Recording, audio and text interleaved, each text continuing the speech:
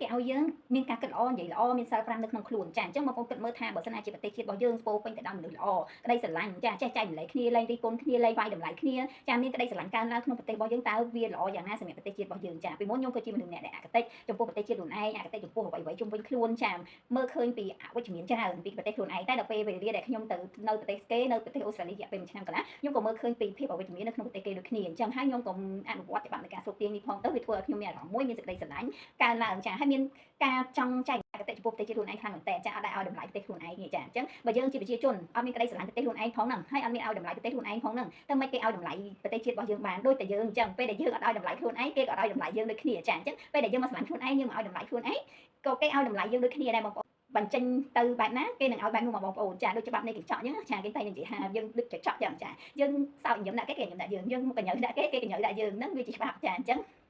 ជីវិតយើងរស់នៅរសប្តាហ៍ថ្ងៃគឺវាអញ្ចឹងចាវាដើរទៅតាមនឹងដែរចាបងប្អូនអាចស្រឡឹងមើលប្រចាំថ្ងៃរបស់បងប្អូនបានបងប្អូនដឹងហើយថាច្បាប់សុខទាយនេះវាពិតឬក៏មិនពិតចាចំពោះខ្ញុំថាវាពិតបញ្ចេញចរិតបែបណាទៅលើគេគេក៏បញ្ចេញចរិតបែបនោះលើយើងដែរចាអញ្ចឹងគេកំហឹងតែបើយើងញញឹមដាក់គេគេក៏ញញឹមដាក់យើងអញ្ចឹងវាគឺជាក្នុងផ្លូវល្អកុំវាតម្លៃគេកុំរិះគន់គេកុំគេចាអ្វីទាំងអស់នេះគឺទីបំផុតវាឆ្លងមកយើងច្បាស់ព្រោះដោយសារខ្ញុំឆ្លងហើយពីរយៈពេលដែលខ្ញុំឆ្លងកាត់បទពិសោធន៍មកច្រើនខ្លាំងមែនតើរយៈពេល40ឆ្នាំនោះខ្ញុំទទួលបានបទពិសោធន៍ច្រើនហើយខ្ញុំក៏យល់ដឹងពីជីវិតចាស្គាល់ខ្លួនឯងកាន់តែច្បាស់ហើយក៏ជឿលើច្បាប់សុខទាយនឹងដែរអរគុណបងប្អូនអរគ្នា